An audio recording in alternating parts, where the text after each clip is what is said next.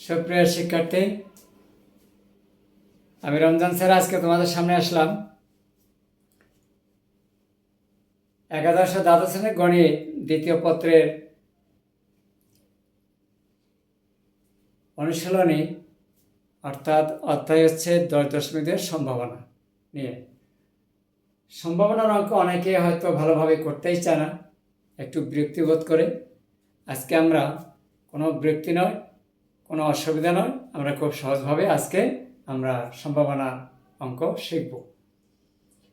আজকে আমি তোমাদের সামনে যে প্রশ্নটা বোর্ডে লিখে রেখেছি, এবারে পরীক্ষার্থী তো চলছে এইচএসসি, তাদের জন্য এই প্রশ্নটা খুবই গুরুত্বপূর্ণ। যদি এই প্রশ্নটা শুরু থেকে শেষ পর্যন্ত দেখো তাহলে তোমরা খুব সহজভাবে বুঝতে পারবে। খুব সিম্পল ছোট্ট একটি প্রশ্নের সমাধান আর কি, খুব সহজ। এখানে বলা আছে একটি বাক্সে 7টি লাল, 3টি কালো এবং 6টি সাদা বল আছে। এলোমেলোভাবে একটি বল তুলে নেওয়া হলো, বলটি লাল বা সাদা হওয়ার সম্ভাবনা কত? তাহলে যেহেতু এখানে বলটি লাল বা সাদা হওয়ার সম্ভাবনা কত, প্রথমে আমরা এখানে লিখব যে বাক্সে মোট কয়টি বল আছে। সমাধান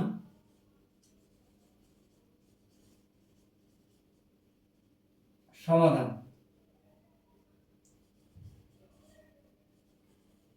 বাক্সে মোট বল আছে 7, 7 যোগ 9 যোগ কত 6, এতটি সমান সমান কত?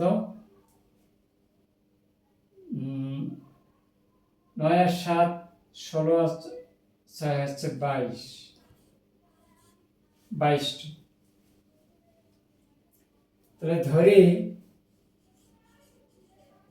যেহেতু এখানে বলটি লাল বা সাদা হওয়ার সম্ভাবনা, তাহলে ধরে বলটি লাল হবার ঘটনা,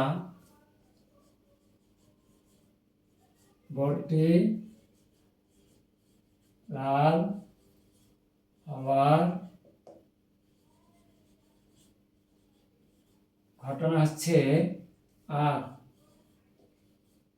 এবং সাদা হওয়ার ঘটনা হচ্ছে ডাব্লিউ, মানে হোয়াইট, সাদা। অতএব বলটি লাল হওয়ার সম্ভাবনা কত হবে? অতএব বলটি লাল হওয়ার সম্ভাবনা হচ্ছে P of R equal to কত? লাল হচ্ছে আমাদের এখানে 7/7 কত 20, অর্থাৎ সূত্রটা হচ্ছে P of R by N of S. তাহলে এস মানে পুরো ঘটন জগৎ। বলটি সাদা হওয়ার সম্ভাবনা কত হবে? পি অফ ডাব্লিউ ইকুয়াল কত? 6/20। ঠিক আছে, যেহেতু এখানে 6টি সাদা বল, এই যে এখানে, তাতে বলটি লাল বা সাদা হওয়ার সম্ভাবনা, এখানে প্রশ্ন বলা আছে বলটি লাল বা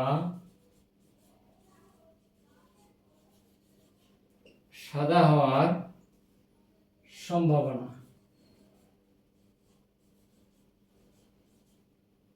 সম্ভাবনা কত হবে?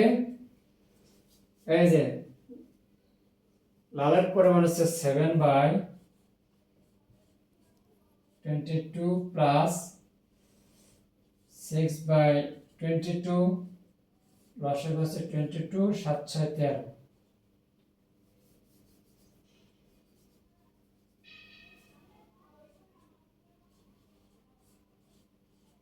এটি হচ্ছে উত্তর।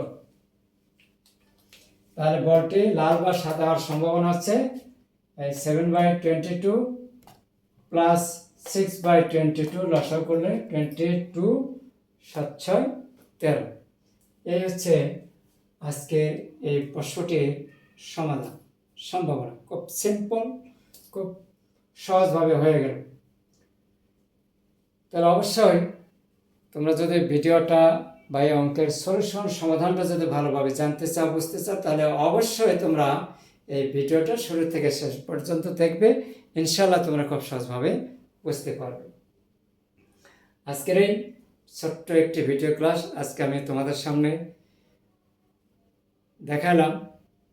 এটা তোমাদের কাছে কেমন লেগেছে তা অবশ্যই কমেন্টসের মাধ্যমে জানিয়ে দাও। আর অন্যদেরকে শেয়ার করার জন্য অবশ্যই একটা শেয়ার দিতে হবে, যাতে ভিডিওটা তাদের সামনে চলে যায়। আর ভিডিওটি দেখা শেষে অবশ্যই একটা লাইক করবে। আর পরবর্তীতে যদি তোমরা এমন সহজভাবে গণিত শিখতে চাও, বুঝতে চাও, জানতে চাও, তাহলে অবশ্যই পেজটাকে ফলো করে আমাদের সাথে থাকুন, যাতে পরবর্তীতে নতুন নতুন ভিডিওগুলো তোমাদের সামনে চলে যায়। ম্যাথ হবে সহজ, কঠিন নয়, আমরা একদম সহজভাবে শিখব। ধন্যবাদ সবাইকে। আজকে এই পর্যন্ত। আল্লাহ হাফেজ।